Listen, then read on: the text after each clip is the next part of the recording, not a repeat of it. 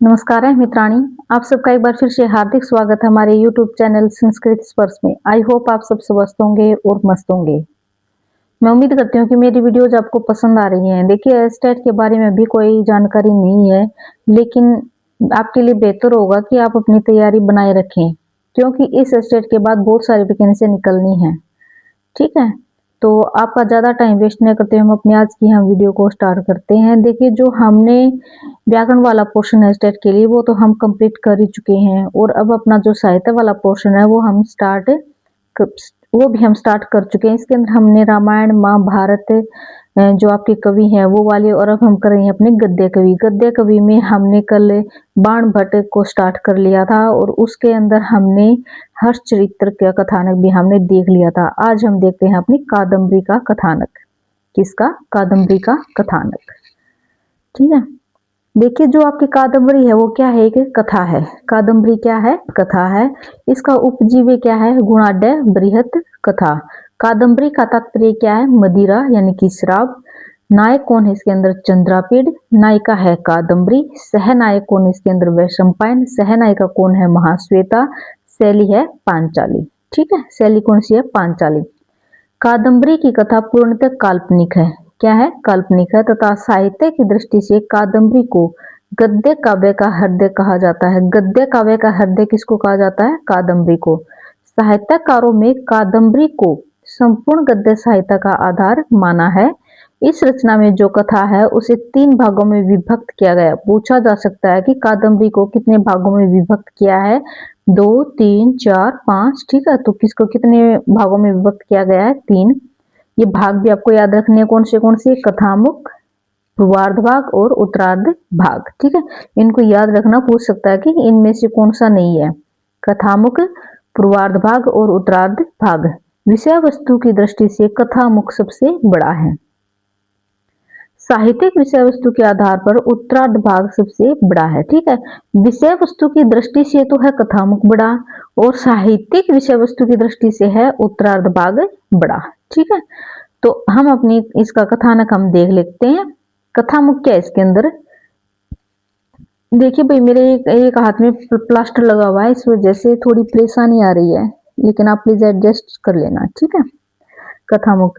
विदिशा नगरी के राजा शूद्रक के दरबार में एक चांडाल कन्या एक सुख को लेकर आती है। सुख यानी कि तोते को लेकर आती है। सुख मनुष्य की वाणी बोलता है और अपना दायां पैर उठाकर आर्य छंद में अभिवादन करता है। कौन से छंद में अभिवादन करता है? आर्य छंद में, ध्यान रखना। राजा इस सुख का जीवन परिचय जानने को उत्सुक हो जाता है। तभी वह सुख राजा के समक्ष अपना जीवन परिचय प्रस्तुत करते हुए कहता है। ठीक है, वो अपने बारे में बताता है। एक सेकंड भाई। हाँ, देखिए, विंध्याटवी में पंपा सरोवर के निकट सालमली वृक्ष के कोटर में, कौन से वृक्ष के नाम याद रखना? सालमली वृक्ष के कोटर में मुझे जन्म देते ही मेरी माता का स्वर्गवास हो गया, तथा एक सब्र सेनापति के आखेट क्रम यानी कि शिकार में मेरे वृद्ध पिता मारे गए, तथा मैं जैसे तैसे अपने प्राणों की रक्षा करते हुए पंपा सरोवर पर जल पीने जा रहा था। तभी हारित नामक ऋषि कुमार के द्वारा उनके पिता जाबाली के आश्रम में ले जाया गया। किसके द्वारा ले जाया गया? हारित नामक ऋषि कुमार, और इनके पिता का नाम क्या था? जाबाली। ठीक है, किसको ले जाया गया? सुख को। ठीक है, और किस कोटर में रहते थे? सालमली कोटर में। ठीक है, जाबाली ने मुझे देखते ही कहा कि यह तो अपने पूर्व जन्म के कर्मों को भोग रहा है। तभी वहां उपस्थित तपस्वी से निवेदन से जाबाली ने मेरे पूर्व जन्म का वर्णन करते हुए कथा सुनाई। यह कथा मुख है। ठीक है, जो अब तक हमने किया वो क्या था? कथा मुख। ठीक है, अब सुख अपने पूर्व जन्म की कथा को बता रहा है जो जाबाली ने उन्हें सुनाई थी। पूर्वार्ध भाग में क्या है? उज्जैनी के राजा चंद्रापीड़ एवं रानी विलासवती के दिव्य तपस्या से चंद्रापीड़ नामक पुत्र हुआ। राजा के मंत्री शुकनास को भी वैशंपायन नामक पुत्र हुआ। ठीक है, मंत्री कौन था? शुकनास, और उनका पुत्र क्या हुआ? वैशंपायन। ठीक है, तारापीड़ और विलासवती का पुत्र क्या था? चंद्रापीड़ नामक एक पुत्र हुआ। दोनों का मित्रवत जीवन यापन साथ साथ हुआ, और दोनों ने साथ में ही गुरुकुल में शिक्षा ग्रहण की, तथा चंद्रापीड़ को युवराज बनाने का निश्चय हुआ। उस समय मंत्री सुकनास ने चंद्रापीड़ को अत्यंत उपादेय एवं सार्वकालिक उपदेश दिया, जो संस्कृत जगत में सुकनासोपदेश के नाम से जाना जाता है। ठीक है, किस नाम से? सुकनासोपदेश नाम से।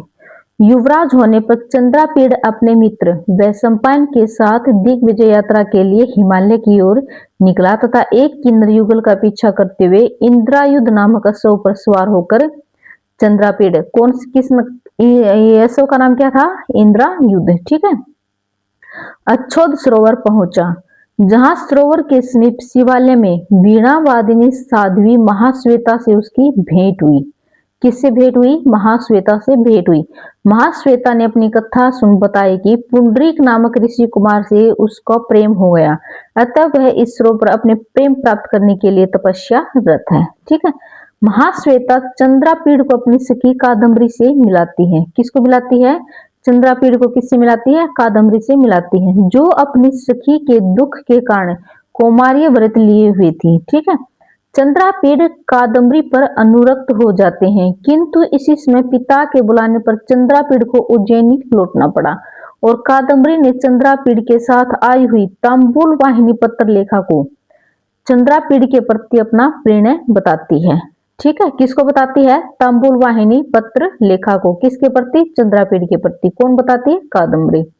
और पत्र लेखा भी कादम्बरी का संदेश लेकर उज्जैनी लौट जाती है। वैशंपायन वही रहता है। ठीक है, वैशंपायन भी वही रहता है। ठीक है, इसका उत्तरार्ध वाक्य क्या है?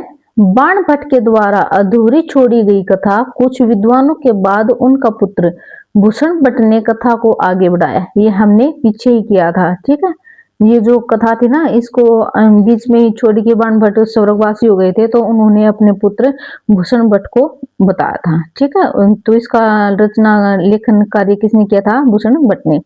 तथा कथा वृत्तांत इस प्रकार लिखा। ठीक है, वैशंपायन भूत समय उज्जैनी नहीं लौटा, तो चंद्रापीड़ जब उसकी खोज करते हुए अच्छोद सरोवर पर पहुंचता है, तो महाश्वेता ने बताया कि वैशंपायन मुझ पर आसक्त हो गया है, तो मैंने सुख बनने का शाप दे दिया। अपने मित्र की असामयिक मृत्यु का समाचार सुनकर चंद्रापीड़ भी अच्छोद सरोवर में कूदकर अपने प्राणों को त्याग देता है और इंद्रायुध घोड़े ने भी अपने प्राण त्याग दिए। तभी कादम्बरी वहां आती है और अपने प्रियतम को मृत पाकर अपने त्याग करने के लिए उद्धत होती है। उसी समय आकाशवाणी होती है और कादम्बरी को सांत्वना मिलती है कि दोनों का पुनः समागम होगा और तारापीड़ व विलासवती भी अच्छोद सरोवर में आकर आश्रम में रहने लगे और जाबाली ने अपनी कथा वहीं रोक दी। ठीक है, सुख कौन बना है? ये वैशंपायन। कौन बना है? वैशंपायन। ठीक है, और कहा कि अंतःकरण को खींचने वाले कथा रस की शक्ति आपने देखी कि कैसे काम वेदना से व्याकुल व्यक्ति अपने अशिष्ट आचरण से देवलोक से मृत्युलोक में आ गया। ठीक है, देवलोक से मृत्युलोक में आ गया और सुख की योनि में, यानी कि वो बाद में क्या बन गया था? सुख। और सुख की योनि में प्रिया महाश्वेता से मिलने के लिए उड़ गया। चांडाल कन्या मुझे पकड़कर आपके पास ले आई, यह मेरा परिचय है। ठीक है, तो भी चांडाल कन्या ने बताया कि मैं पुंडरीक की माता लक्ष्मी हूँ। किसकी माता है? पुंडरीक की माता। और हे राजा शूद्रक, आप पूर्व जन्म में चंद्रापीड़ थे। ठीक है, राजा को क्या कहती है? शूद्रक, राजा शूद्रक को कहती है कि आप पूर्व जन्म में क्या थे? चंद्रापीड़ थे। और चंद्रापीड़ को कादम्बरी का स्मरण हो जाता है और वे प्राणहीन हो गए। उधर चंद्रापीड़ जीवित हो जाता है तथा साप की अवधि समाप्त हो जाती है तथा सभी अच्छोद सरोवर पर पहुंच गए और सुख पुंडरीक बन जाता है। अंत में चंद्रापीड़ कादम्बरी पुंडरीक महाश्वेता का क्या हो जाता है? मिलन हो जाता है।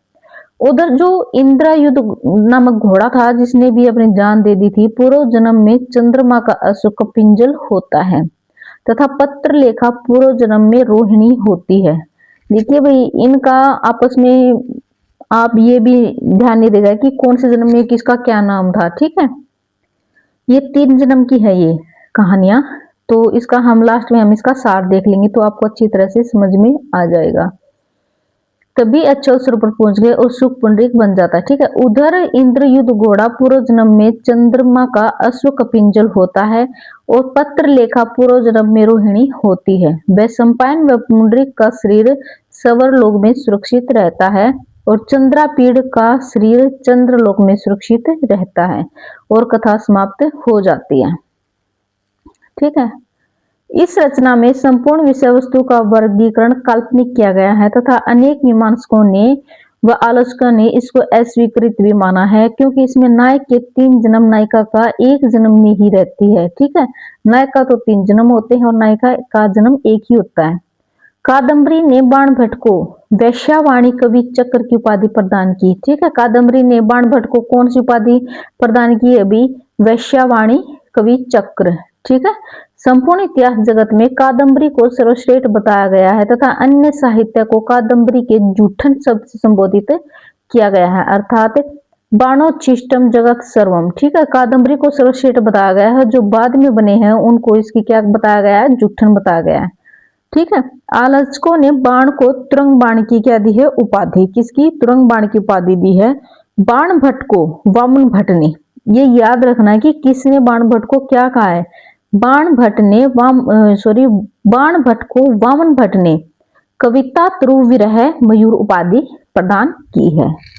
कादम्बरी रचना के बारे में गोवर्धन आचार्य ने वाणी बाणो बभुआ से संबोधित किया है। किसने? गोवर्धन आचार्य ने वाणी बाणो बभुआ। बलदेव उपाध्याय ने बाण भट्ट को गद्य सम्राट कहा है। गंगा देवी ने भट्ट बाणस्य भारतीयम उपाधि से संबोधित किया है। जयदेव ने बाण भट्ट के बारे में कहा है कि पंच बाणस्तु बाण एव कविता कौतुक कामिनी। ठीक है, आलोचकों ने बाण भट्ट को कविता कानन केसरी के नाम से भी संबोधित किया है और अंत में जयदेव की उपाधि तुरंग बाण को सिद्ध कर देते हैं। किसको? तुरंग बाण को। ठीक है, देखिए हम इसका सारांश हम देख लेते हैं। जो मूल पात्र कौन से हैं? चंद्रापीड़ है, वैशंपायन है, इंद्रायुध है, पत्रलेखा है और चांडाल कन्या है। ठीक है, ये तो आपके क्या है? मूल पात्र। चंद्रापीड़ आपके अपने प्रथम जन्म में क्या था? चंद्रमा था। जो पहला जन्म था उसका, उसके अंदर क्या था? चंद्रमा। दूसरे जन्म में क्या था? ये चंद्रापीड़। और तीसरे जन्म में क्या हुआ? शूद्रक। ठीक है, राजा शूद्रक। पहले जन्म में तो था चंद्रमा, दूसरे जन्म में था चंद्रापीड़ और तीसरे जन्म में था शूद्रक। फिर आती है वैशंपायन। पहले जन्म में कौन था? ये पुंडरीक। दूसरे जन्म में कौन था? ये वैशंपायन। और तीसरे जन्म में क्या था? ये शुक। ठीक है, इंद्रायुध यानी कि पहले जन्म में क्या था? ये कपिंजल। और दूसरे जन्म में क्या हुआ? इंद्रायुध। तीसरा जन्म इनका दिखाया नहीं है। पत्रलेखा पहले जन्म में कौन थी? रोहिणी। दूसरे जन्म में थी पत्रलेखा। तीसरा जन्म इनका है नहीं। चांडाल कन्या कौन है? लक्ष्मी। और पहले जन्म में कौन थी? लक्ष्मी। और तृतीय जन्म में कौन थी? चांडाल कन्या। दूसरा जन्म इनका बताया नहीं है। और जो कादम्बरी है नायिका, उसका तो बस 1 ही जन्म हुआ है। ठीक है, तो अपना जो बाण भट्ट है कवि गद्य कवि, आज हमने उसको कंप्लीट कर लिया है। कल हम करेंगे अंबिका दत्त व्यास। तब तक के लिए आप सब अपना ध्यान रखना। देखिए, अगर आपको लगता है कि मेरी वीडियोस आपके लिए हेल्पफुल हैं तो प्लीज मेरे चैनल को लाइक, शेयर और सब्सक्राइब जरूर कर दीजिए। धन्यवाद।